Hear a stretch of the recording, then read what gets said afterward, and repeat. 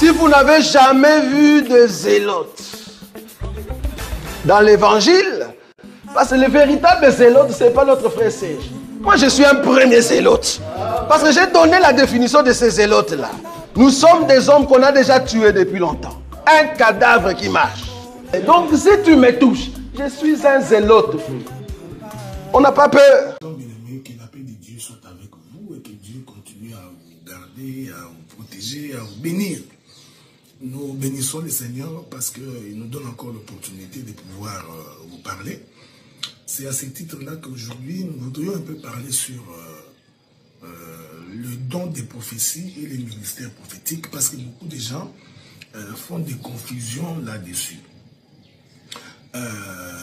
Les dons ont été donnés à l'Église, la Bible dit, en vue de l'édification du corps de Christ.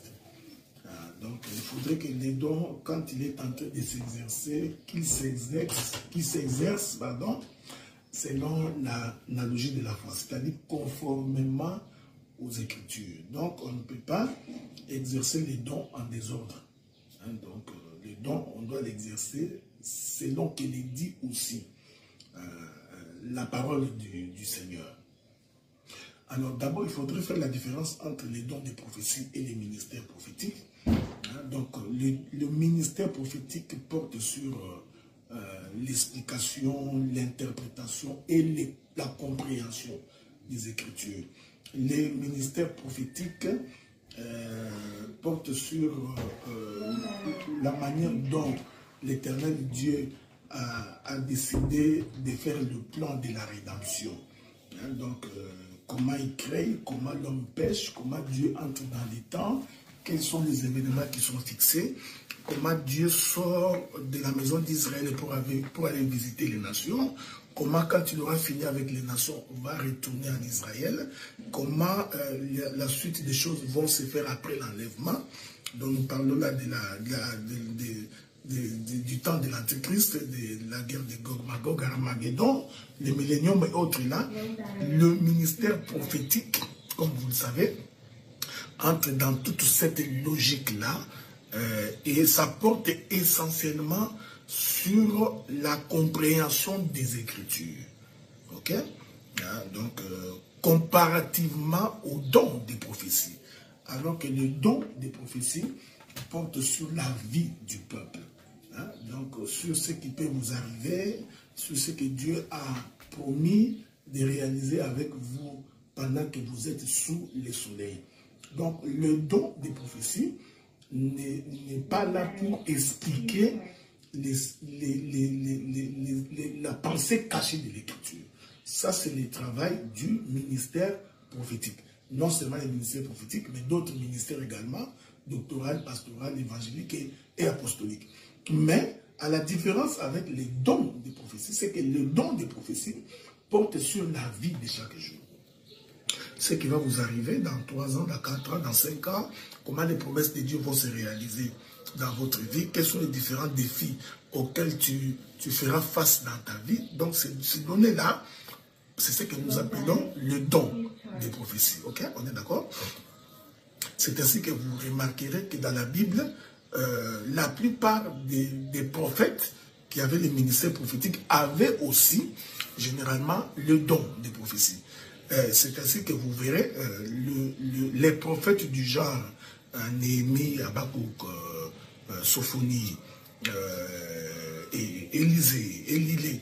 Donc ce sont des prophètes qui se présentaient devant le peuple et qui disaient « Ainsi parle l'Éternel Dieu des armées ». Ok? Donc Dieu parlait au peuple du mystère caché. Okay? Du mystère caché de ce qui arriverait à tout Israël comme une nation. Okay?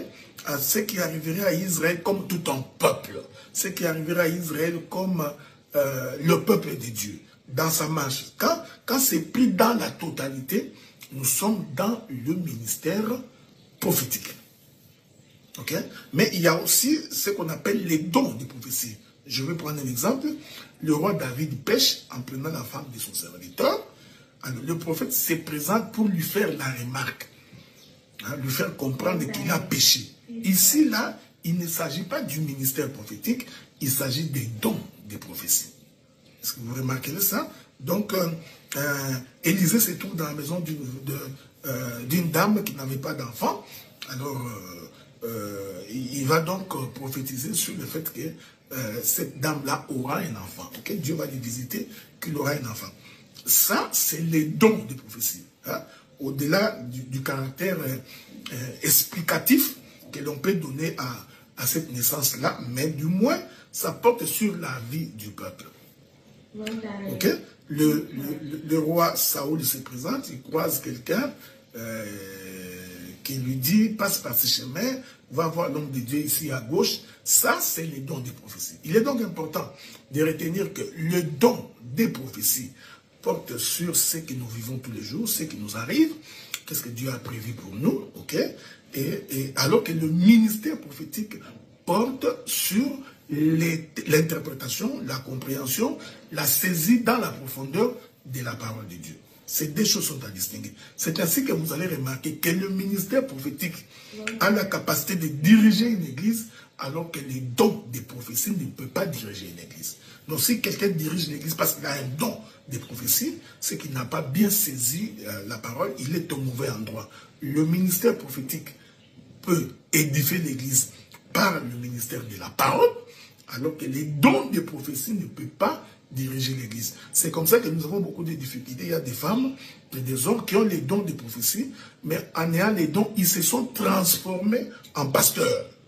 C'est ce qui est dangereux. Je vais revenir là-dedans. Revenons sur cette différence que nous mettons entre le ministère prophétique et les dons des prophéties. Ça vous permettra de ne pas aller dans une église où celui qui a un don, il se transforme en pasteur. Ce n'est pas parce que tu as les dons des prophéties que nécessairement tu dois diriger une église. Non, non, non, non, non. L'église est dirigée par le ministère de la parole. C'est-à-dire, le même qui est descendu, c'est le même qui est monté. En montant, il a fait les dons aux hommes. Hein? Donc, en faisant des uns comme apôtres, prophètes, docteurs, évangélistes et prophètes. Ce sont là hein, les 5 ministères qui, en résumé, n'est que le ministère de la parole. Et ici, les prophètes, ici, dans le ministère de la parole, ce n'est pas le ministère, ce n'est pas celui qui a les dons des prophéties. Donc, le don des prophéties est utile hein, au ministère de la parole. Donc, quelqu'un peut avoir les dons, mais sans diriger l'église. C'est comme ça qu'aujourd'hui, beaucoup je m'excuse ça, beaucoup de féticheurs, des diseurs, des bonnes aventures, se sont transformés en pasteurs. Ils se sont transformés en des leaders des églises. Ils se sont transformés en des apôtres. Vous voyez, il a juste les dons. Et comme à partir du don, il voit ce que Dieu lui dit, il voit ce que Dieu lui dit et il rapporte cela au peuple, il devient un peu populaire, les gens commencent à courir derrière lui, parce que beaucoup de gens adorent qu'on leur dise qu'est-ce qui va leur arriver, pourquoi ils sont en difficulté.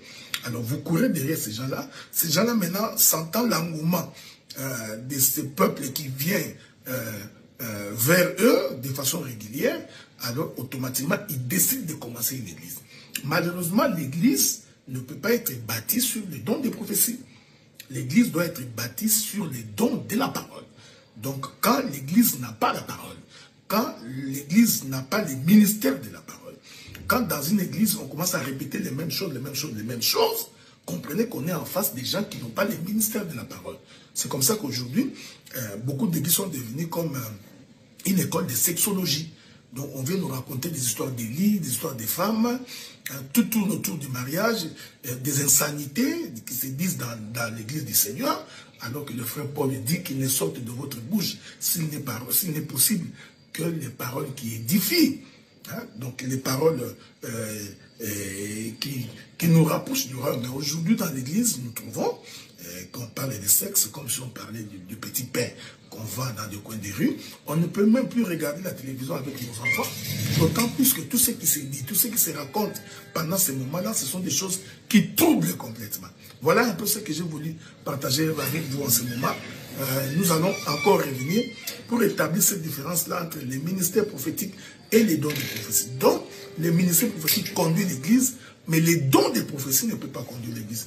Et il est utile dans l'édification du corps de Christ, mais pas pour enseigner. Que la paix de Dieu soit avec vous et qu'il vous bénisse.